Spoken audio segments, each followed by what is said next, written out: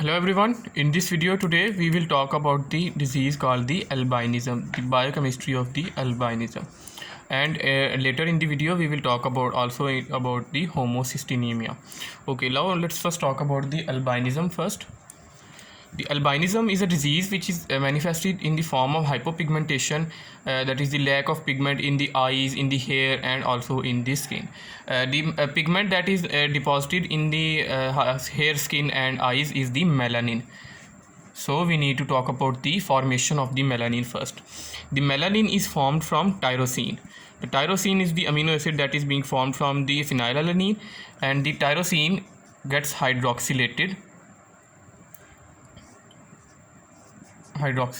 and it is converted into ultimately into melanin, not directly into melanin, and the enzyme is the tyrosinase enzyme. This is a copper containing enzyme called the tyrosinase. It is converted into the melanin. The albinism can be autosomal dominant, autosomal recessive, or it can be X-linked. Okay, now what will be the manifestation of the albinism, or that how the patient will come to you in case of the albinism. As the albinism is characterized by the hypopigmentation of the hair, skin, and the eyes. So first of all, there will be lack of pigment in the hair and lack of pigment in the skin, hair, and eyes. So they will have white hair, white skin, and blue eyes, because the pigment, when there is no pigment in the eyes look blue. Okay, now when the eyes are blue and the skin is white and the hair are white, the patient will have, most likely it will have albinism, and this type of albinism is called the oculocutaneous albinism, or it is also called the type 1 albinism, oculocutaneous or the type 1. Okay, now the next thing is that what will be the complication of this disease. Remember, this is a biochemistry video, not a medicine video.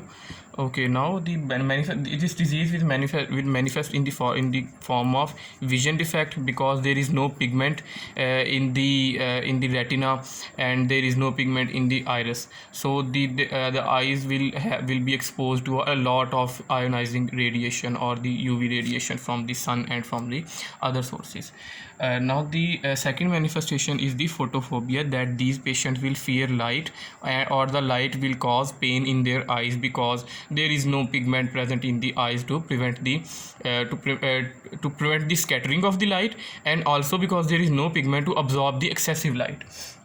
Okay, the next complication for these patients can be the skin cancer, because there is no pigment in the skin. So the chances for the UV radiations to damage the inner skin cells will be much more in these patients. Now let's talk about the homocystinemia.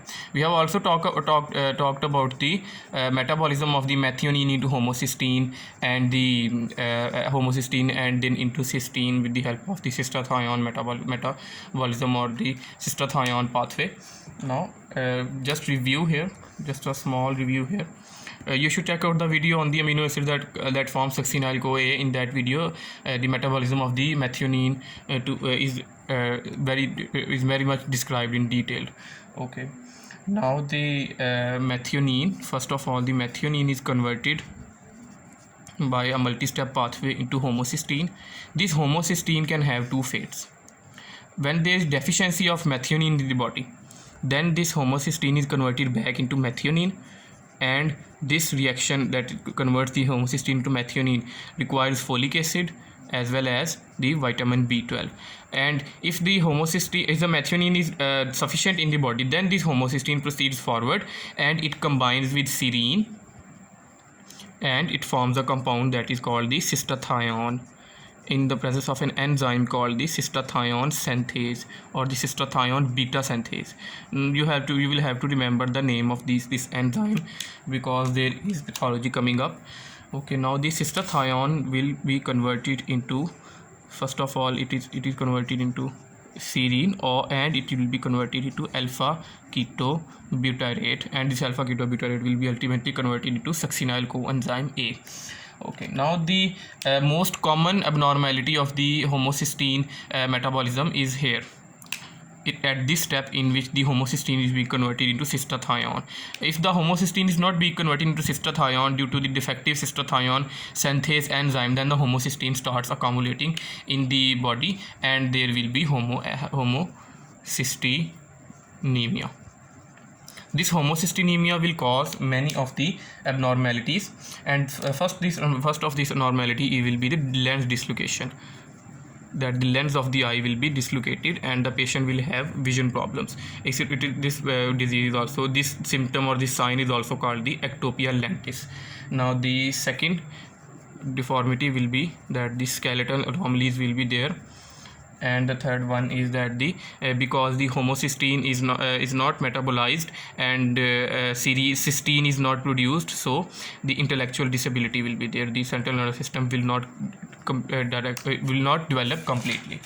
Okay, now the most important manifestation of the homocysteinemia is in the formation of the increased thrombogenesis, that more and more thrombi are being formed. Okay, now in this disease the supplementation of the B6, B12 and folic acid is recommended, because the B12 and folic acid, they when these are abundant, they will you can say divert the metabolism of the homocysteine back into methionine, and the B6 is required here. I forgot to mention that B6 is required here. So the supplementation of the B6, B12 and folic acid is recommended in case of the homocysteinemia. In the next video we will talk about the alkaptonuria and the tyrosinemia, all three types of tyrosinemias. If you like my content, please subscribe to my channel and share with your friends. Thank you very much.